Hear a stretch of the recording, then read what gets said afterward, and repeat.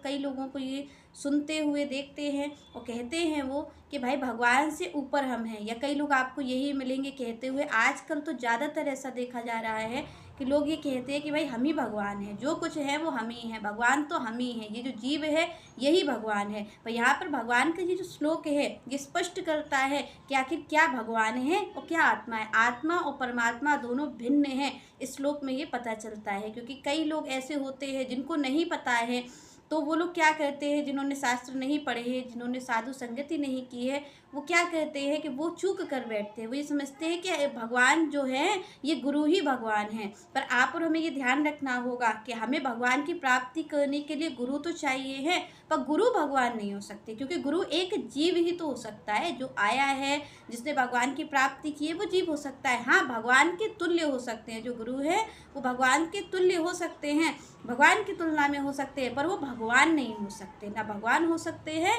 और ना भगवान के ऊपर हो सकते हैं, क्योंकि भगवान एक ही है। भगवान ने क्या कहा गीता में, एको हम द्वितीयो नास्ति, कि एक मैं ही हूँ जो भगवान है, दूसरा कोई भगवान नहीं है। तो यहाँ पर श्री कृष्ण स्पष्ट रूप से कहते हैं इस श्लोक में कि आखिर क्या है उनकी जो शक्ति है, जो कार्य है उनका वो कैसा है, किस तरीके से है, भगवान की क्या क्या क्रियाएं हैं, वो क्या कर सकते हैं और जीव क्या नहीं कर सकता है, दोनों में क्या चीज़ें हैं जो अभिन्न है, जो अलग अलग है, दोनों बताती। क्योंकि आत्मा और परमात्मा में क्या अंतर है, तो यहाँ पर भगवान इस श्लोक में बता रहे हैं। तो श्री कृष्ण कहते हैं, सर्वत्र पाणिपादम तत् सर्वत्र अच्छी सिर मुखम सर्वत्र श्रुतिमत लोके सर्वम आवृत्ति तिष्ठति। यहाँ पर भगवान को कहा जा रहा है सबसे पहले कि सर्वत्र पाणिपादम। यहाँ पर ये कहा जा रहा है कि जो भगवान के चरण हैं, जो उनके पैर हैं, वो सर्वत्र फैले हुए हैं, वो व्याप्त हैं, सभी में जगह व्याप्त हैं। तो यहाँ पर कहा जा रहा है सर्वत्र पाणिपादम, की जो भगवान के हाथ हैं,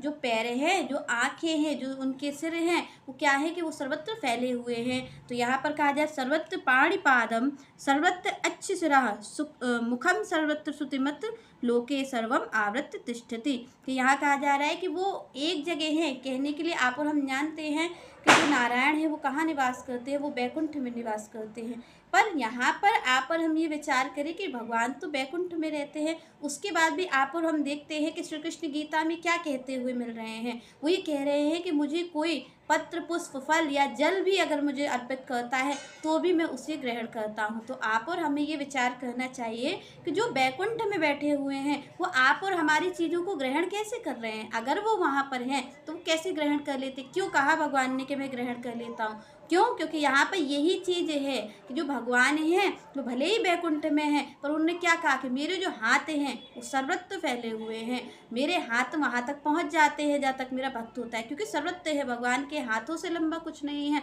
भगवान के सर्वत्र भी जो है वो चरण भी उनके सर्वत्र हैं, जो उनके सिर हैं वो भी सब जगह व्याप्त हैं। और यहाँ पर उनकी जो आँखें हैं, क्योंकि आप और हम क्या कहते हैं, जब कोई चोर चोरी करता है तो वो क्या कहता है, भाई कोई देख नहीं ले, भगवान की दृष्टि तो हम पर पड़ेगी नहीं। पर जो इंसान है उसे ये देखना चाहिए कि जब आप और हम गलत कर्म कर रहे हैं तो भगवान जो सर्वत्र विराजमान हैं, कण कण में विराजमान है। क्योंकि आप और हम क्या कहते हैं, गॉड इज एवरीवेयर। तो यहाँ पर भगवान यही कह रहे हैं कि मेरी जो नेत्र है वो सब जगह व्याप्त है, ऐसा कोई कार्य नहीं है जो मैं उसको ना देख सकूं, मेरी नज़र से बच जाए ऐसा कोई भी जीव नहीं हो सकता। क्यों? क्योंकि वो सर्वत्र समान हैं, वो फैले हुए हैं सब जगह।